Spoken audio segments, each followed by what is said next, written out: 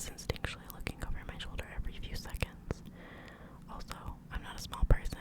I'm 6'5" and was about 300 pounds, but I still felt something malicious was watching me the whole time. 7. When I was 18, I was working as a kitchen porter in a hotel restaurant nightclub complex that had been converted from a nun's convent. One night, I was minding my own business and mopping a floor when I felt I was being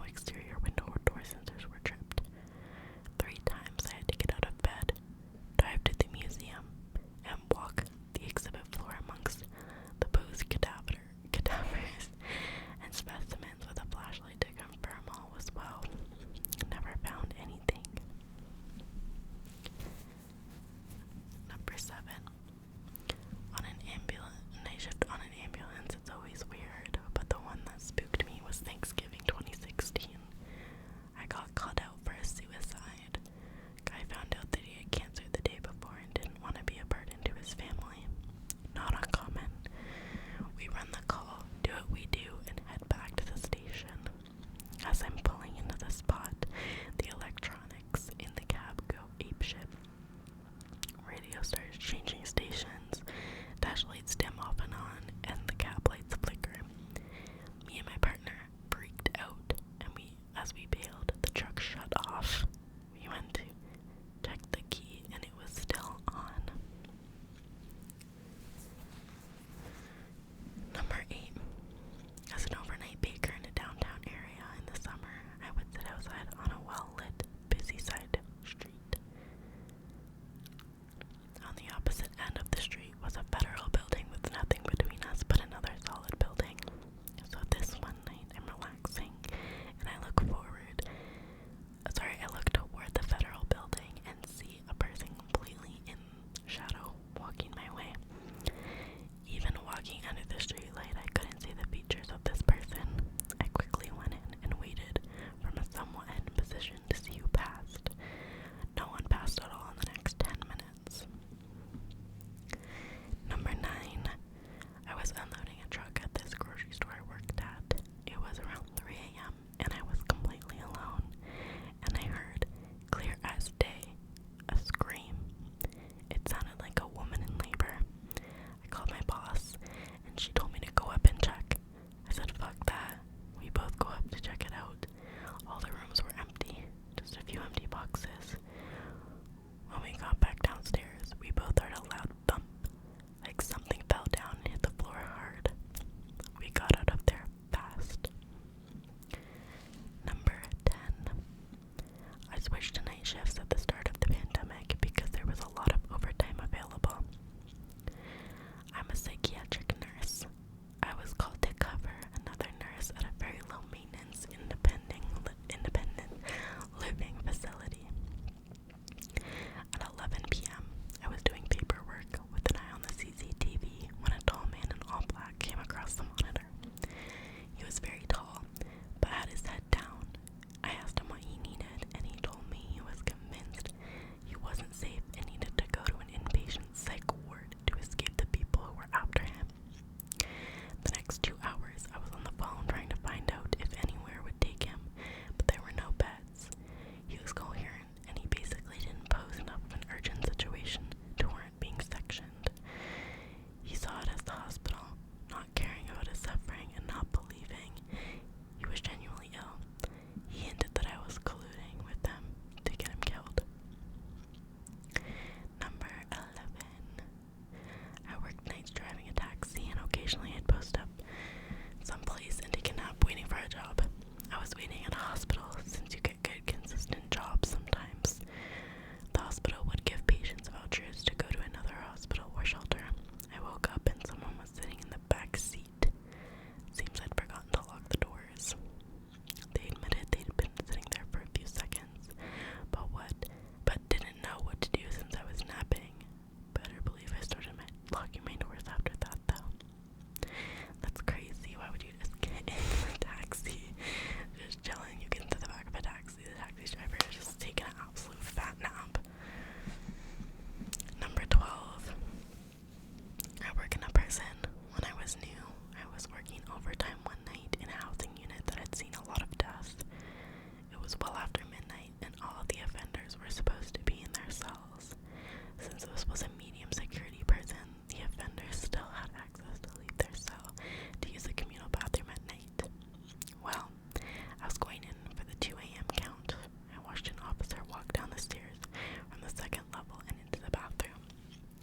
I stood at the entrance to the bathroom and yelled to ask them what cell they were in, so I could add an extra body to that cell for my count, but got no answer.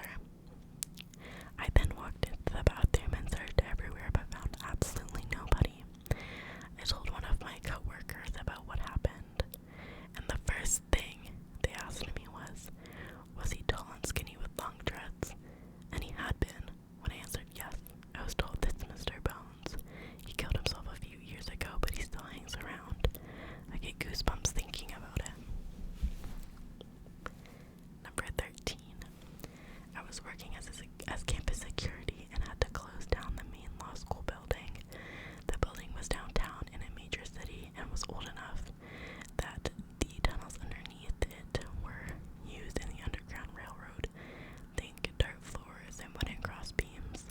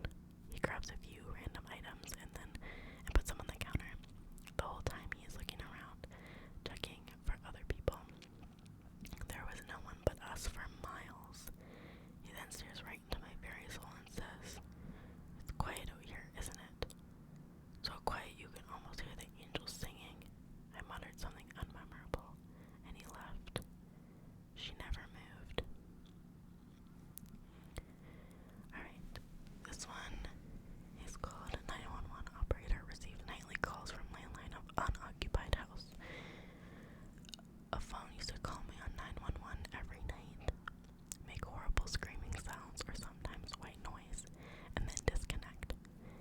It scared the living shit out of me. The officers we sent out every time never found a thing.